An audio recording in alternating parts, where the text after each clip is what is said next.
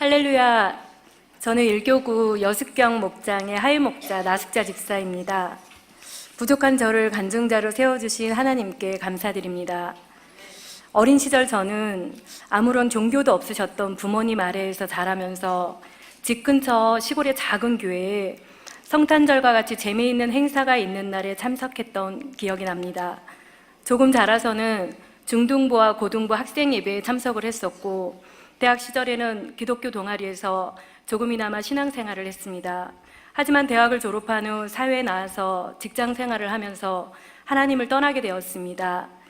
20대 초반까지 신앙생활을 했던 저는 마음 한구석에 언젠가는 다시 주님을 찾으리라 생각하고 있었습니다.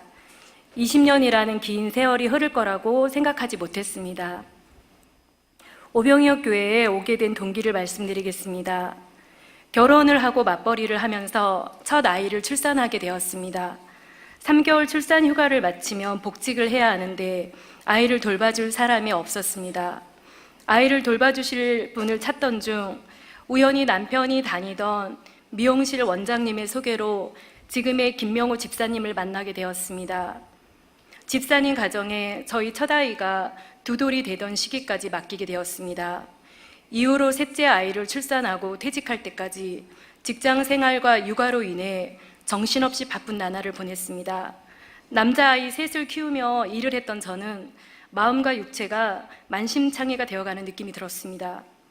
어디 가서 돌아도 닦지 않으면 살 수 없을 것 같았습니다. 그런 제 모습이 보이셨는지 같은 아파트 옆 동에 사셔서 자주 얼굴을 뵐 수 있었던 김명호 집사님께서 첫 아이가 9살에서 10살쯤 되었을 때 교회를 나가보면 어떻겠냐고 오병이어 교회, 예전에 증원교회를 소개하셨습니다. 육신이 너무나 힘들었던 저는 조금 이따 가겠다고 말씀드렸고, 주일 예배에는 참석하지 않았지만 증원교회 지하 유모실에서 지금의 목자이신 여숙경 권사님과 김명호 집사님, 이렇게 셋이서 성경 공부를 시작하게 되었습니다. 말씀을 공부하는 시간이 좋았습니다. 그러던 중 교회가 소화동으로 이전하게 되었고, 저는 아이들만 먼저 주일학교 예배에 보내다 나중에 주일 예배에 참석하게 되었습니다.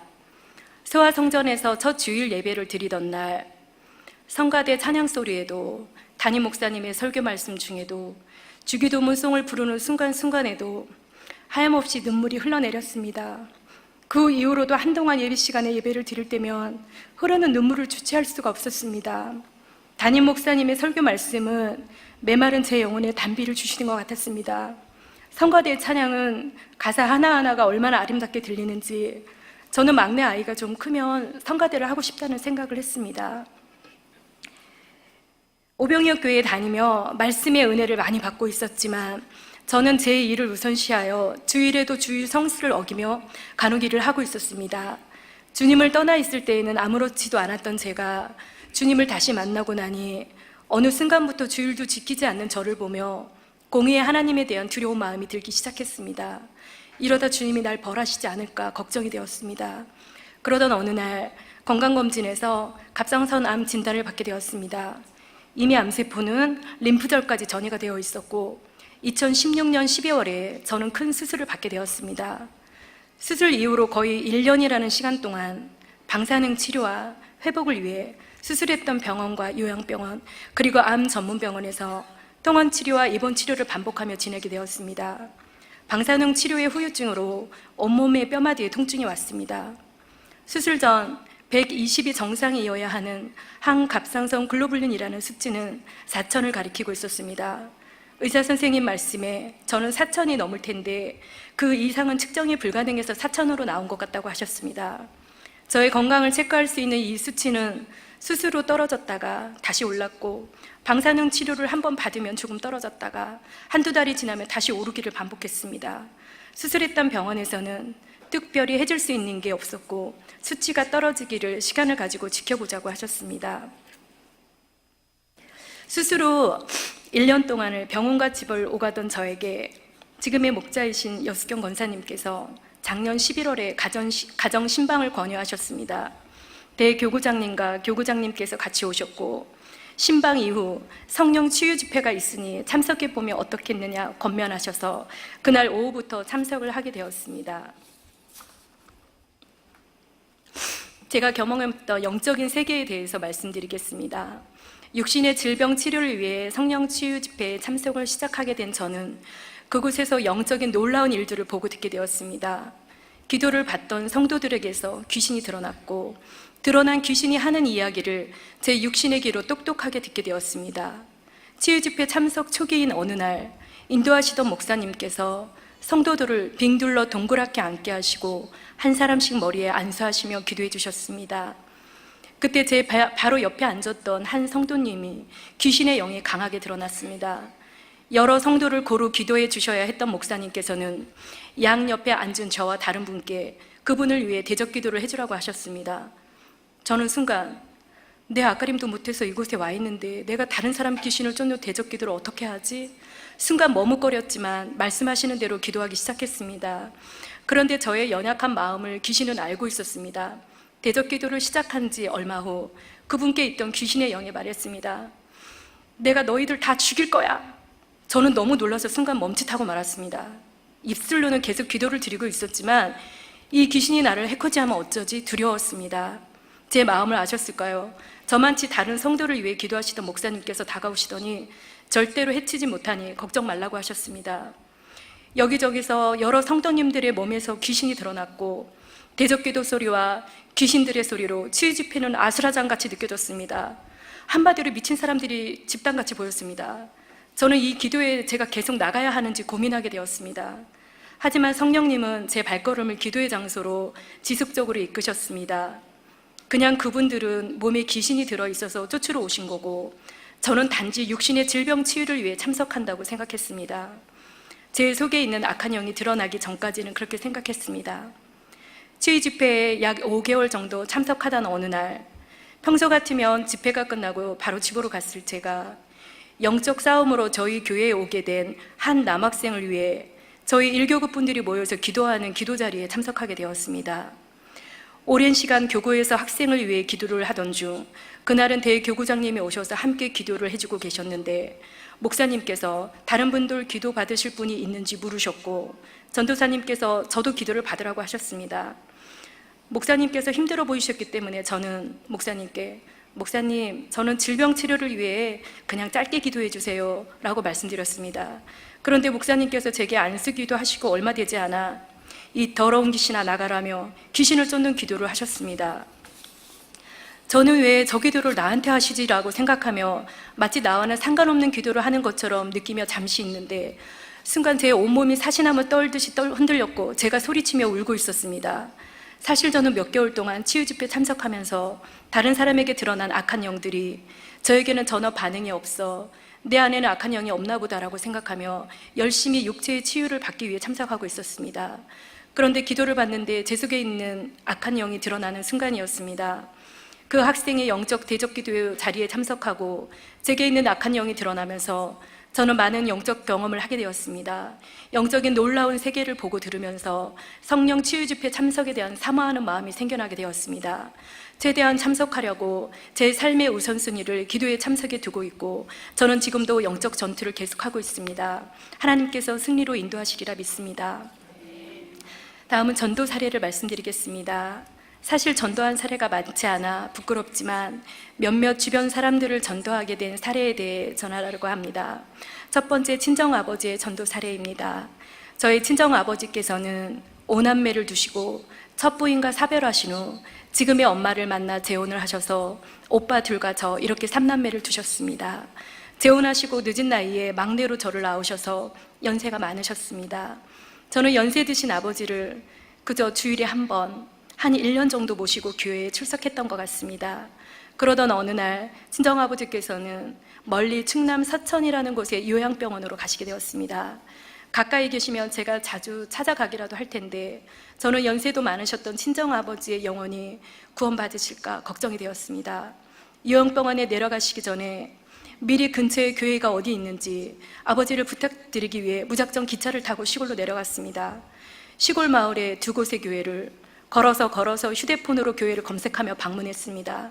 하지만 평일이어서 두 교회는 다 문이 닫혀 있었고 저는 아무도 만나지 못하고 서울로 돌아왔습니다. 새벽 기도에 참석하는 날이면 친정아버지의 영혼을 구원해달라고 하나님께 눈물로 기도드렸습니다. 그렇게 미리 요양원 근처의 교회도 알아보지 못한 채 아버지는 요양병원으로 가셨습니다. 요양병원으로 가시고 얼마 되지 않아 당시 담당하고 계시던 대교구장님과 교구장님 그리고 목자와 함께 친정아버지를 뵈러 요양병원 시골에 내려갔습니다. 복음을 전하고 영접 기도도 해드린 후 잠시 외출해서 점심 식사도 하시고 아버지께서는 잘 먹었다 말씀하셨습니다.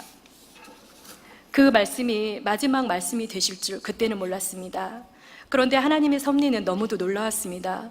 그토록 교회를 찾아 헤맸을 때 저에게 보이지 않았던 교회 하나가 그것도 바로 요양병원 왼쪽에 나무에 가려워져 있었습니다.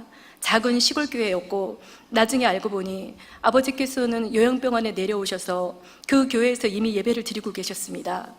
요양병원역 목사님께 친정아버지를 위해 기도를 부탁드렸습니다. 그리고 채 2주가 되지도 않은 어느 날 요양병원 근처 목사님께 전화가 왔습니다. 조금 전 아버님 기도를 위해 다녀왔는데 몸이 좀 안 좋아 보이셨다고, 그런데 걱정 말라고 하시면서 전화 주셨습니다. 하지만 2시간 후에 저는 친정아버지께서 소천하셨다는 연락을 받았습니다. 요양병원 분들의 말씀으로 아버지께서는 이틀 정도 누워 계셨고 너무 깨끗한 모습으로 돌아가셨다고 하셨습니다. 요양병원에 내려가신 지 한 달 만에 그렇게 친정아버지는 세상을 떠나셨습니다. 장례를 치르며 배웠던 아버지의 얼굴은 평소에 주무시던 그대로의 평안한 모습이셨습니다. 아버지가 천국에 가셨을까? 저는 알 수 없었습니다. 저의 마음을 아셨을까요? 돌아가신 지 약 2달이 지난 어느 날 꿈속에서 저는 잠에서 깨어나 앉아 계신 듯한 아버지의 얼굴을 보았습니다.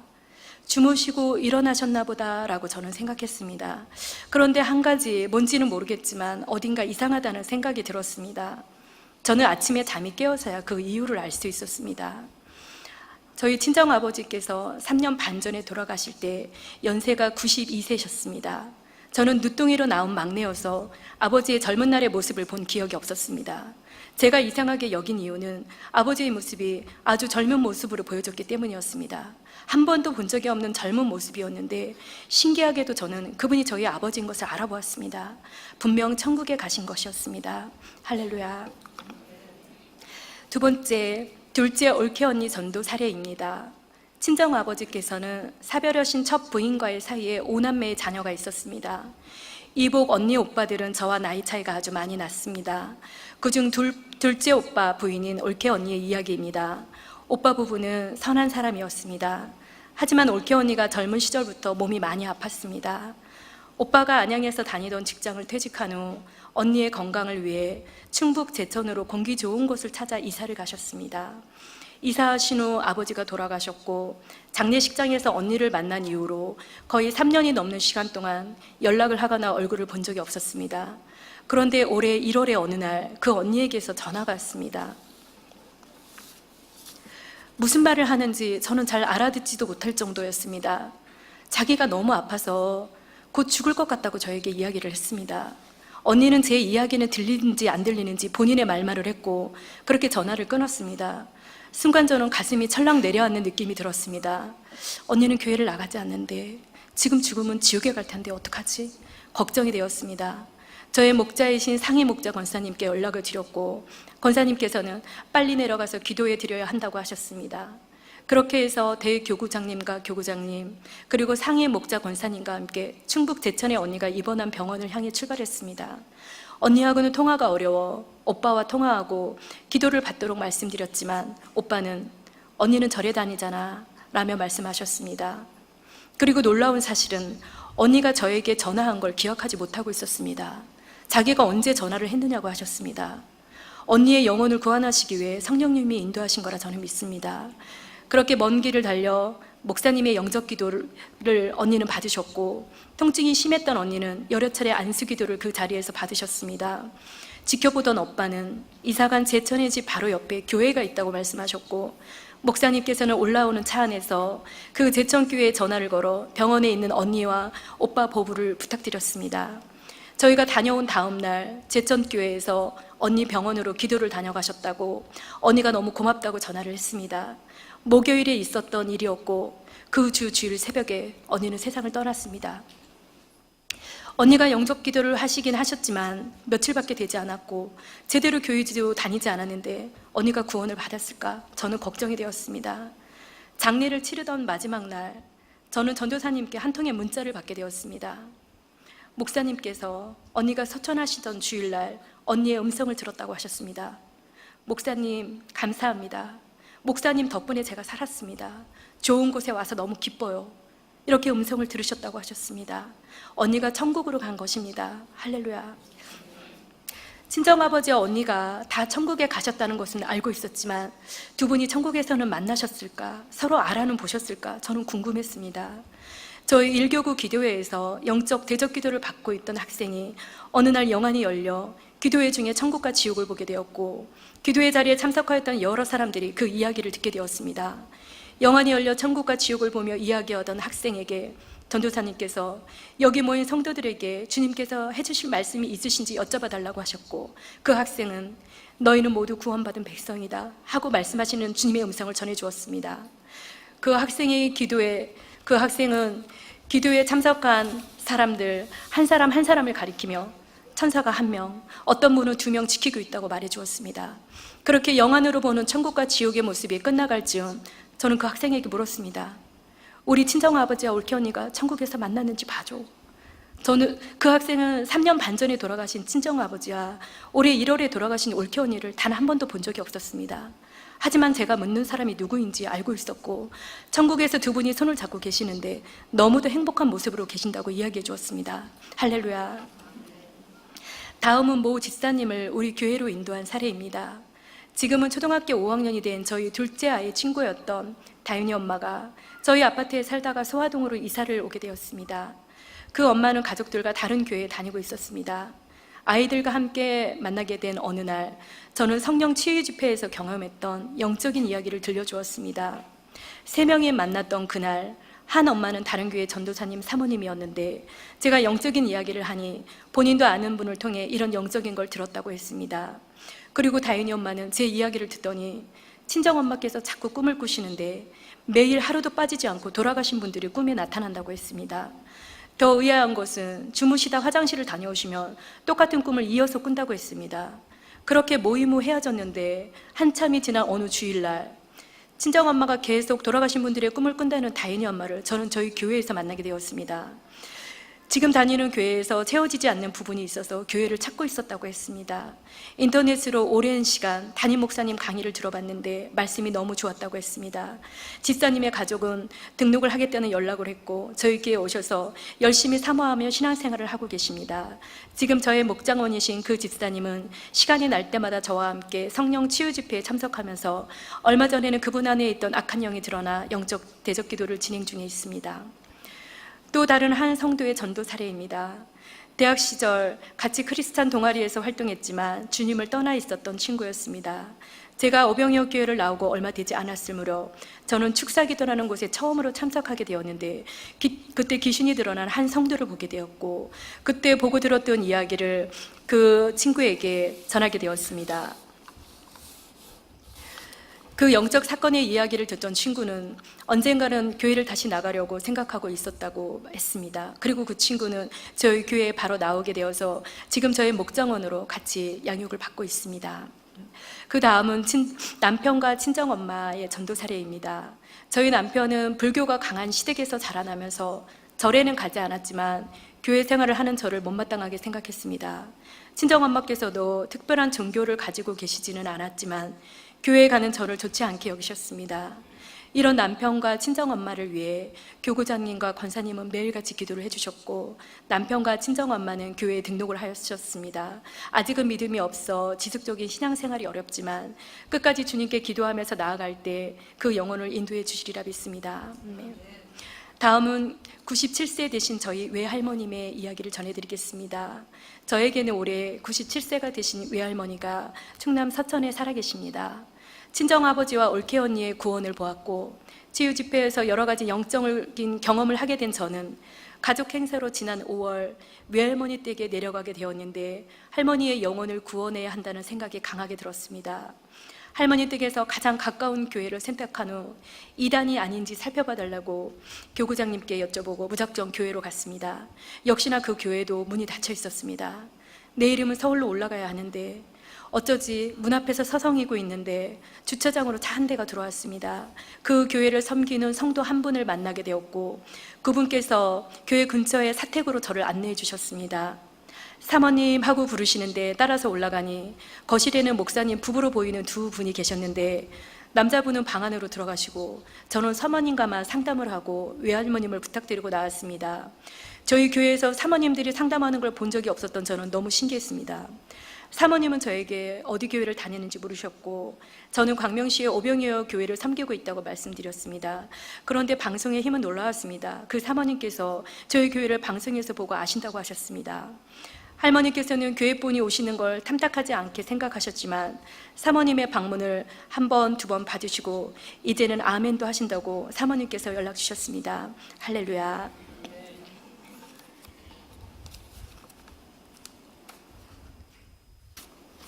마지막으로 저의 비전을 말씀드리겠습니다.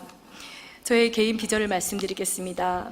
성령 충만하여 마귀를 대적하라. 예전에는 그냥 하나의 글로 여겼지만 지금의 저는 이게 얼마나 중요한 일인지 깨달아 가고 있습니다. 날마다 성령 충만하기를 위해서 기도하고 애써서 저와 저희 가정의 마귀 그리고 목장과 목장을 쓰게 역사하는 마귀를 다 이기고 승리하는 삶을 살아가겠다고 다짐합니다. 목장의 비전을 말씀드리겠습니다. 십자가의 길 양육기제를 가지고 열심히 양육하여 제게 주신 목장원들을 양육하고 올해 안에 2명의 목자를 파송하도록 노력하겠습니다. 그리고 기도하는 목장, 전도하는 목장으로 만들고 싶습니다. 부족한 저의 간증을 들어주신 모든 분들에게 감사드리고 모든 영광 하나님께 돌려드립니다. 감사합니다.